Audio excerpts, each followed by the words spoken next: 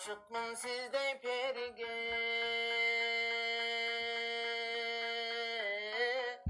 ait albayım sırrım demigen adamdımın çağıynabay ayttırбай bilsen emine. Нарын районунун Актан Тыныбай атындагы орто мектебинен кыргыз тили жана адабияты мугалими Жаныш кызы Гүлжамал, 8-класс кыргыз адабияты. Саламатсыңарбы, урматтуу окуучулар? Ыргак калганда жаактуудан ага пенде түткелеби? Жеңакең деген дүйнөнүн 4 түркүгү жер, суу, жел, от санатын санжыргалап айткан киши да, деп Токтогул акын ким жөнүндө айтып жатат? Албетте, бул жеңи жок акын. Демек балдар, бүгүнкү сабактын темасы жеңи жок жана анын жалгыз тал менен сүйлөшүү аттуу ыры. Сабактын максаты Залкар акын жеңи жоктун өмүр баяны жана анын жалгыз тал менен сүйлөшүү аттуу ыры тууралуу маалымат алабыз. 18.000 ааламды оодаштырган, ак судан чыккан жеңи жок, айты шаарга теңи жок, таластан чыккан жеңи жок, тайма шаарга теңи жок. Акын тууралуу ар кандай кызыктарды билебиз. Жалгыз тал менен сүйлөшүү ырынын темасы менен идеясын чечмелейбиз. Акындын өмүрү жана аталган ырындагы баалуулуктарды турмушта пайдаланууга аракет кылабыз. Анда эмесе, окуучулар, жеңи жоктун өмүрү тууралуу түзүлгөн кластерге көңүл бурсаңар. Жеңи жоктун өз аты өтө Көкө уулу. Ал 1860-жылы Таластын Сары Көбөн аймагында, азыркы Жийде айылында туулган. Бала кезинде ал ала оорусунан Зулум бий Ташкаранын айынан Аксыга тайкелериникине кетет. Ал жактан сабаты ачылып, окуп, жазганды үйрөнөт. Анан ырчылыкка оойт. Нурмолдо менен айтышып, аны жеңгенден кийин жеңи жок аталып кетет. Ошондо жеңи жок чапан кийип келген экен.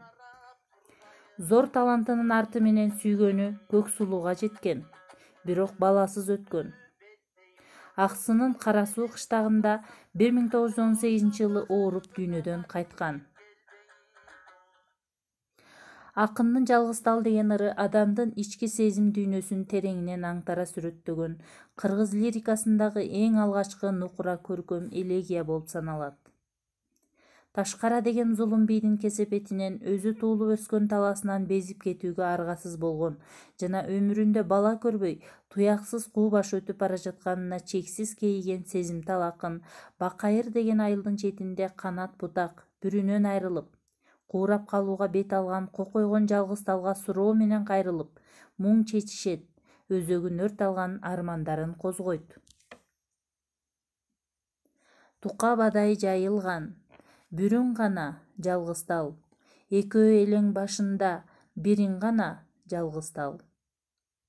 Урматтуу окуучулар, Жалгыз тал чыгармасын толук окуп таанышкыла. Андан соң ага карата өз көз карашыңарды билдиришиңер керек. Сенин көз карашың кандай? Манаста тоо түгөнүп уч болот, жол түгөнүп үч болот делет. Ошол сыңары сен бараткан жол үчкө бөлүнүп кетти дейли. Бирок ар бир жолдун айрылышында сөз жазылган такта орнотулган. Окуп, кайсы жолго түшүп кетүүнү тандап алуу өз эркиң. Балким, улам этегине чейин жол жүрүп, үчөөнү тең басып өтөрсүң. Ал да өз ыктыярың. Анда эмесе ошондогу биринчи тактада жазылган ойду угалы. Бул чыгарма улуу акын жеңи жоктун өзү менен өзү сүйлөшүүсү. Өзү суроо берет да ага жалгыз тал жооп берет. Чындыгында жалгыз талдын өзү жеңи жок. Жолдошу жок, баласы жок, каргага түнөк болчудай канаты жок, булбулга түнөк болчудай бутагы жок.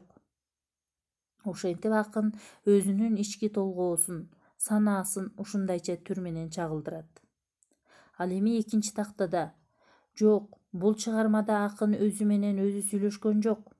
Мындай бир жактуу түшүнүүгө болбойт. Акын жаратылышты атайын жандандырып, аны менен кадыриси киши сыяктуу сүйлөшүп, ошол аркылуу табиятты коргоо маселесин көтөргөн. адам баласы табиатты талкалаган түркөйлүктөн арылуу керектигин эскертет. 3-чү тактада болсо, жок, бул чыгарма жаратылышты коргоого эч тиешеси жок. Бардык акындын керт башына анын тагдырына таандык. Жалгыз тал бул каймана мааниде алынган.